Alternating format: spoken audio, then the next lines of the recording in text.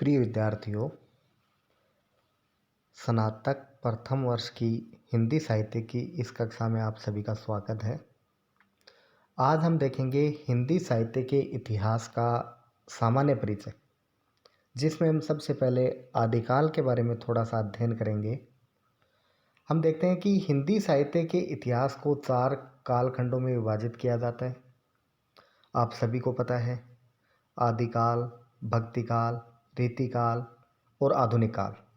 ये 4 कालखंड बनाए गए हैं कि हिंदी साहित्य का जितना भी समय है उसको अध्ययन की दृष्टि से हमें सुविधा हो, इसलिए हमने इसका 4 भागों में वर्गीकरण कर लिया है।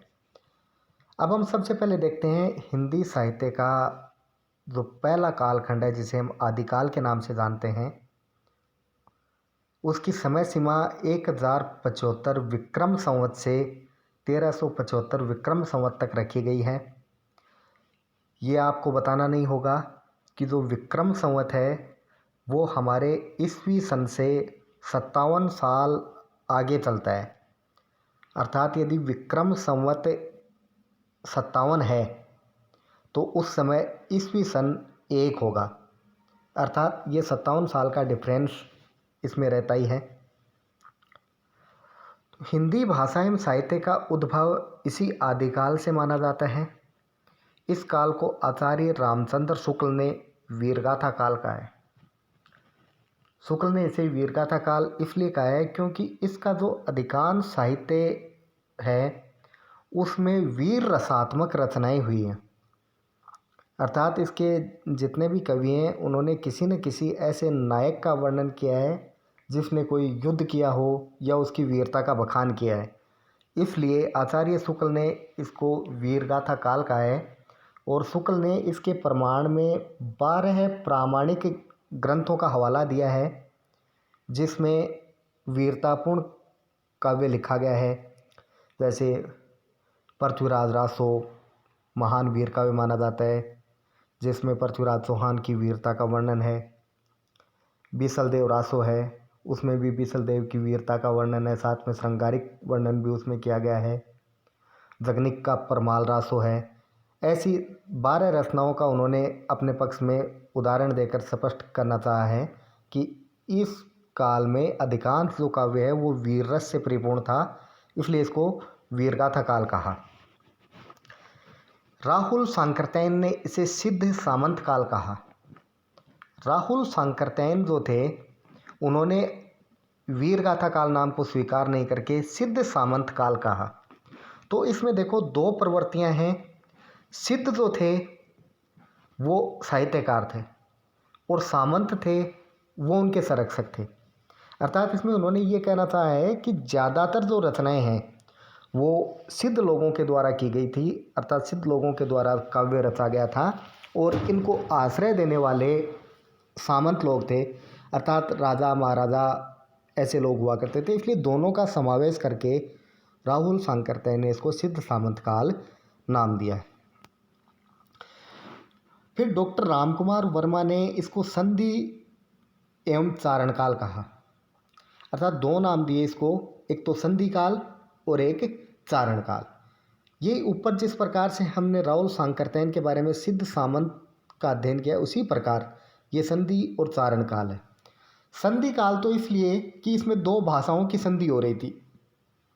अर्थात इससे पहले अपभ्रंश भाषा थी और अब धीरे धीरे हिंदी भाषा का विकास हो रहा था। इसलिए भाषा की दृष्टि से 2 भाषाओं का संधि काल था, योग काल था। अर्थात इसमें एक भाषा का अवसान और दूसरी भाषा का आरंभ हो रहा था।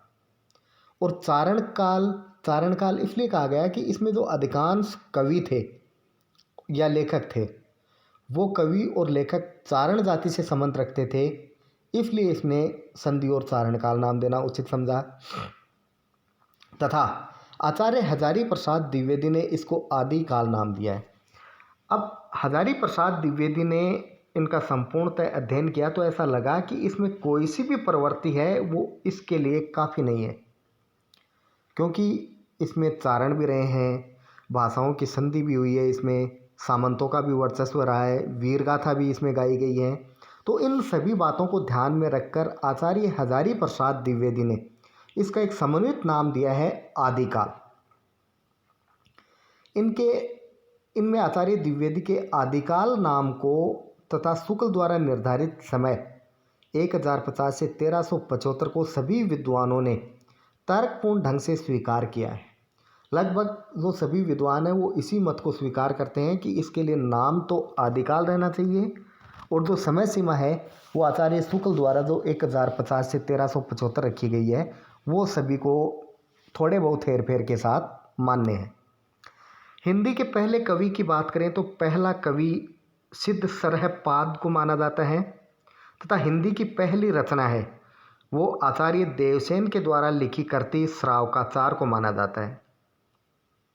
ये पहले कवि माने जाते हैं सरहपा और पहली रचना है श्रावकाचार जिसके लेखक थे देवसेन।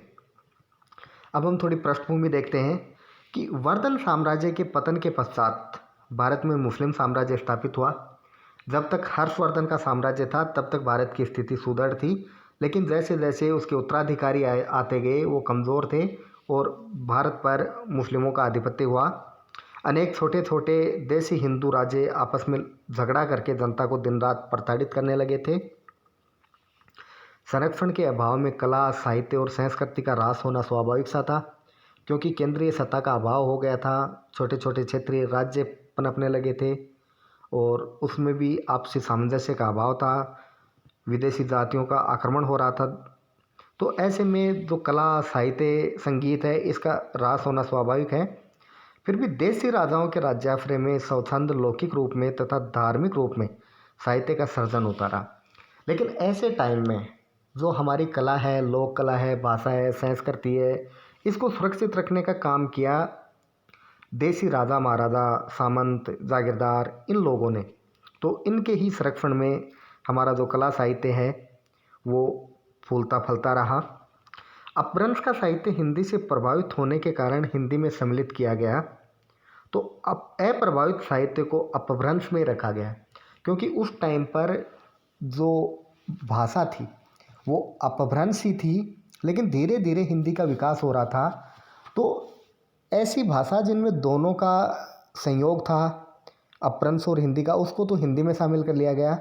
लेकिन इस टाइम की भी ऐसी रचनाएं जो केवल अपभ्रंश में थी उसको हिंदी भाषा में शामिल नहीं किया गया।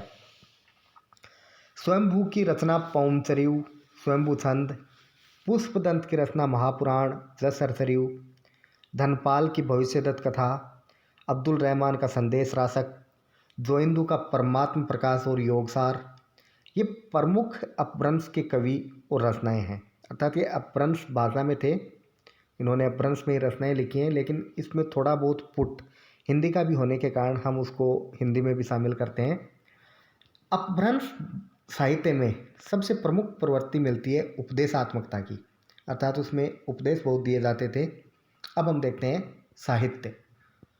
आदिकाल की साहित्य सामग्री को सिद्ध, नाथ, जैन, रासो, लौकिक एवं गद्य साहित्य में विभाजित किया गया है। अर्थात आदिकाल में जितना भी साहित्य मिला है उस साहित्य को अलग अलग भागों में विभाजित किया गया है। एक तो सिद्ध साहित्य, जिसकी रचना करने वाले सिद्ध लोग थे जो बौद्ध धर्म को मानने वाले थे। एक नाथ साहित्य, जो नाथ योगी होते हैं, जिसे कनफटा योगी भी हम कहते हैं। तो हमारे हिंदी साहित्य में हम नवनाथ मानते हैं, जिसमें प्रारंभिक जो नाथ थे अर्थात इस नाथ पंथ के प्रवर्तक थे वो आदि आचार्य शिव को माना जाता है, अर्थात भगवान शंकर को इसका आदि आचार्य माना जाता है। फिर मत्स्येंद्र नाथ हुए थे, फिर गोरखनाथ हुए थे, जबकि वास्तव में नाथ पंथ का जो प्रचार प्रसार करने का कार्य है वो गोरखनाथ जी के द्वारा ही किया गया था।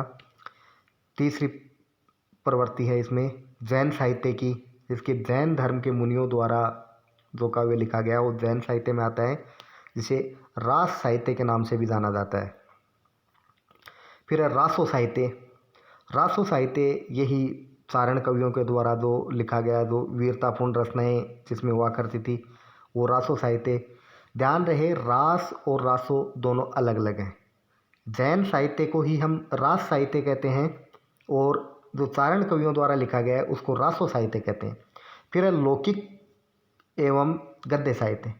लौकिक साहित्य वो है जिसमें जो कवि हैं वो किसी वाद से नहीं बंधकर स्वतंत्र रूप से उन्होंने रचना की है।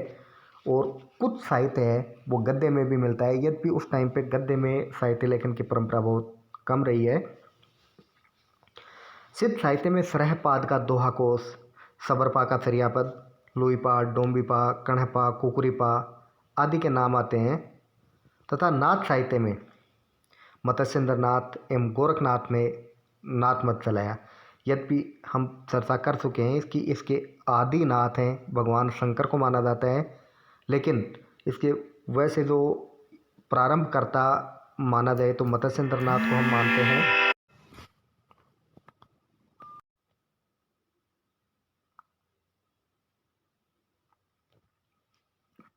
सॉरी, लेकिन गोरखनाथ ने इस नाथ मत को चरमोत्कर्ष पर पहुंचा दिया था। रासो साहित्य में दलपति विजय का खुमान रासो, नलपति नालय का बीसल देव रासो, चंद्रबरदाई का परचुराज रासो, जगनिक का परमाल रासो, सारंगधर का हमीर रासो ये प्रसिद्ध कवि और ग्रंथ माने जाते हैं। इन सभी में चंद्रबरदाई एवं उनका परचुराज रासो हिंदी साहित्य में अद्वितीय स्थान रखते हैं। ये हम बात कर रहे हैं कि चंद्रबरदाई के द्वारा परचुराज रासो लिखा गया है, जिसमें परचुराज चौहान के बारे में वर्णन किया गया है, उसकी पूरी जीवनी लिखी गई है। ये भी कहते हैं कि चंद्रबरदाई परचुराज रासो के जन्म के साथी थे, अर्थात इनका जन्म और मरण दोनों एक साथ हुआ था, और ये इनके अंतरंग मित्र और दरबारी भी थे, तो इसलिए इसके बारे में अच्छी तरह से जानते हैं। लौकिक साहित्य में कुशल लाभ का ढोला मारूरा दूहा, कवि रोड़ा का राउल बेल, तो राउल बेल है वो शिला पर लिखी हुई, पत्थर की शिलाओं पर लिखी हुई एक कृति है जो गद्य पद्य भाषा में अर्थात चंपू भाषा में लिखी गई है। भट्ट केदार का जयचंद्र प्रकाश और मधुकर कवि का जयमयंक जसचंद्रिका ये कुछ उल्लेखनीय रचनाएं हैं। वसंत विलास भी लौकिक साहित्य में आता है, जिसमें वसंत ऋतु का बहुत ही सांगोपांग वर्णन किया गया है। अमीर खुसरो इसकी मुकरियाँ, पहेलियाँ, दो सुखने ये इस काल में काफ़ी प्रसिद्ध हुए थे।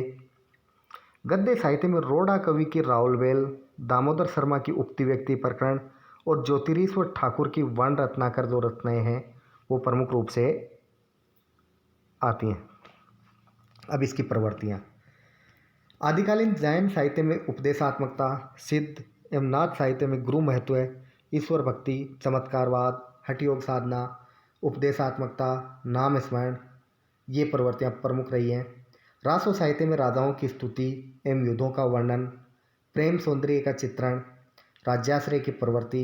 लौकिक साहित्य में प्रेम, श्रृंगार एवं सौंदर्य का चित्रण प्रमुख रूप से हुआ है। आदिकालीन साहित्य की भाषा अपभ्रंश प्रभावित हिंदी रही है।